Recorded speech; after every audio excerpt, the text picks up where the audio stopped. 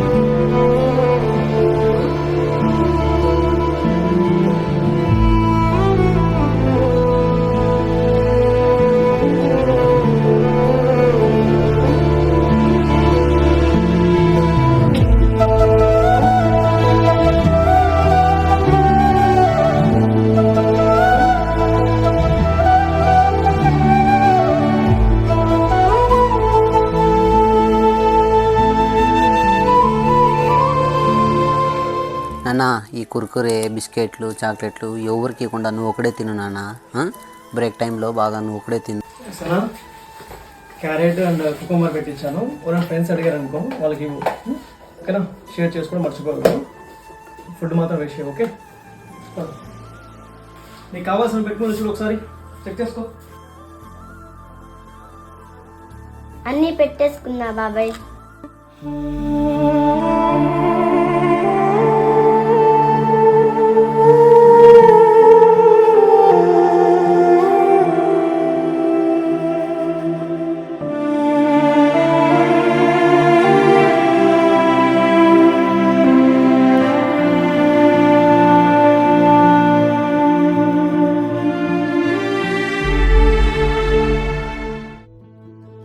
బాబాయ్ సనా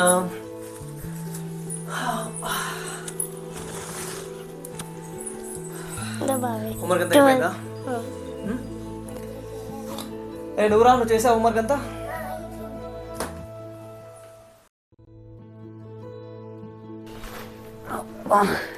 రే రా రే రా, bakery item తెచ్చినాను.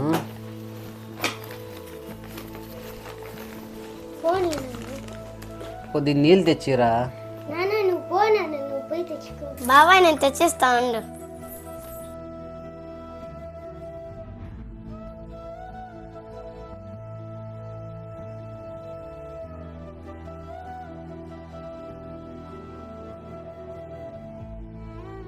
Sana come here, SIT. ఏంటి ఈరోజు స్కూల్లో బాగుందంతా? నువ్వు అట్లా కొంచెం కొంచెం చెప్పకూడదు. నాకు ఎలా చెప్పాలంటే ఏదైనా డీటెయిల్గా చెప్పాలి. నువ్వు ఆటో డ్రాప్ చేసినప్పటి నుంచి మళ్ళీ నేను పికప్ చేసుకునే వరకు ఏం జరిగిందో అదంతా చెప్పు.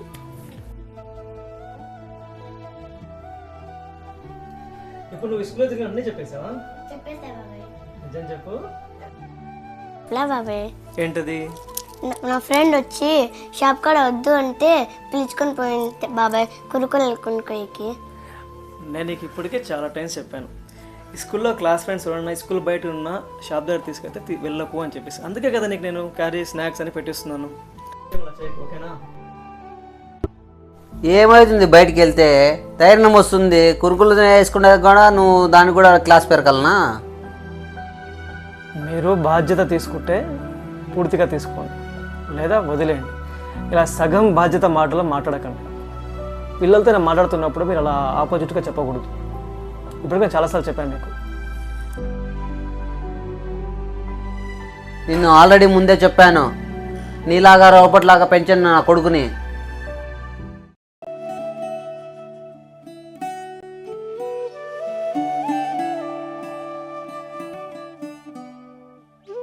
ఏంటి బాబా ఈ బుక్స్? ఇవి మంచి స్టోరీ బుక్స్ నాన్న. నీ సమ్మర్ హాలిడేస్లో ఇందులో డైలీ ఒక స్టోరీ చదివామనుకో మంచి విషయాలు తెలుస్తా నీకు. చూడు ఒకసారి చూడు. అరే చిన్నోడా, ఆ ఫోన్ కాకుండా ఇందులో స్టోరీస్ వినరా నువ్వు డైలీ. అక్క నేర్పిస్తుంది నీకు. బాగా చూసి నేర్చుకుంటావు డైలీ?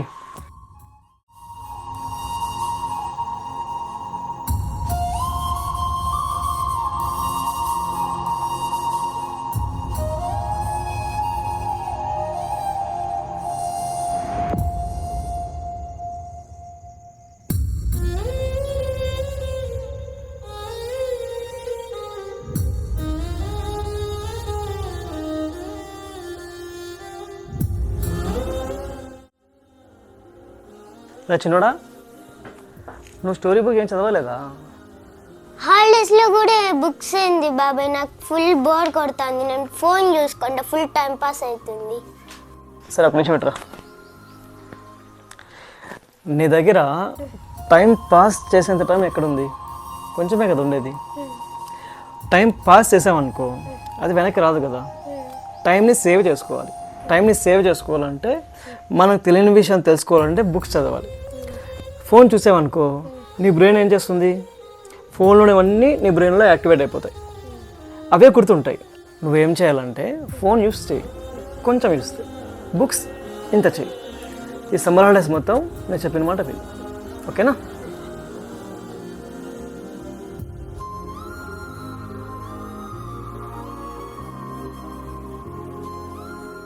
సార్ ఈరోజు ఎట్లా తిరిగి వస్తాం సార్? స్కూల్ వాళ్ళు ఫోన్ చేశారు, రెన్యువల్ చేయాలంట. అదేదో మాట్లాడ నాకు రాదు, నువ్వు ఏదో మాట్లాడి చూడిపోది.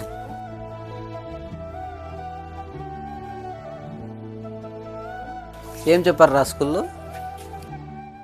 వాళ్ళు ఏం చెప్తారు? ఇటొక నాకైతే 5th క్లాస్కి 50,000 రూపాయలు, ఒలింపియాడ్ 70,000 రూపాయలు, బుక్స్ 10,000 రూపాయలు, స్కూల్ బస్సు 9,000 రూపాయలు. ఏంద్రా వాడు చదివాడు వాడు, ఏంద్రా అంత ఫీజు? ఇందులో వాళ్ళ తప్పేముంది? సగం చేసిన తప్పంతా నువ్వే. అక్కడ ప్రిన్సిపాల్ కూడా అదే అంటున్నాడు. ఒకే ఇంట్లో 2 పిల్లలు ఉన్నారు. పాప ఏమో అద్భుతంగా చదువుతుంది, ఆ పిల్లోడేమో ఎంతసేపు ఫ్రెండ్స్తో ఆడుకోవాలి, బయటికి వెళ్ళేమో తిని రావాలి, స్కూల్ బెల్లకలు కొట్టంగానే ఎప్పుడెప్పుడు ఇంటికి వెళ్ళిపోతామా ఈ ఆలోచనలో ఉంటాడు. వాడు అలా ఎందుకు ఆలోచన తెలుసా? ఇంట్లో ఒక ఎంటర్టైన్మెంట్. నువ్వు ఇంటికి రాగానే మనకు ఫోన్ ఇస్తావు, టీవీ పెడతావు, ఎంతసేపు నువ్వు ఏం చేస్తావు వాంతో అదే చేపిస్తావు. నీలా వాడు కాకూడదనే కదా నువ్వు డబ్బు కడతా అనేది. మరి నీలాగా అవ్వాలనుకుంటే వాడు నీలా కాకుండా ఎలా ఉంటాడు? ఇంకా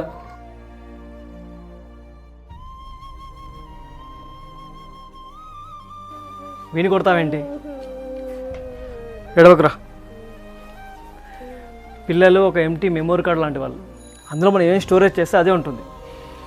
నువ్వు నీ బ్రెయిన్లోకి ఉదయం లేసిన ఫోన్ వాడాలి, స్కూల్ నుంచి వస్తే ఫోన్ వాడాలి, నైట్ నిద్రపోయేటప్పుడు ఫోన్ వాడాలి, ఇదే నేర్పించావు. సో వాడు బ్రెయిన్లో అదే ఉంటుంది. కొత్తగా ఏమొస్తుంది? వాడు మారాలంటే ఫస్ట్ నువ్వు మారాలి. నువ్వు మారకుండా విని కొడితే ఏమొస్తుంది? స్కూల్లో బాధ్యత 50% తీసుకుంటారు, మిగతా 50% మనమే తీసుకోవాలి. డిసిప్లిన్ స్కూల్లో నేర్పిరు, డిసిప్లిన్ మనమే నేర్పించాలి. మీరే అన్నారు పిల్లల్ని రోబోట్లా పెంచడం నాకు ఇష్టం లేదు అనేసి. దాన్ని రోబోట్లా పెంచడం కాదు అంటారు, డిసిప్లిన్గా పెంచడం. ఫోన్కి దూరంగా ఉంటే అది రోబోట్లా ఎట్లా అవుతుంది? దాన్ని డిసిప్లిన్ అంటారు. ఇక్కడ నుంచి నేను బాధ్యత నేను చూసుకుంటాను.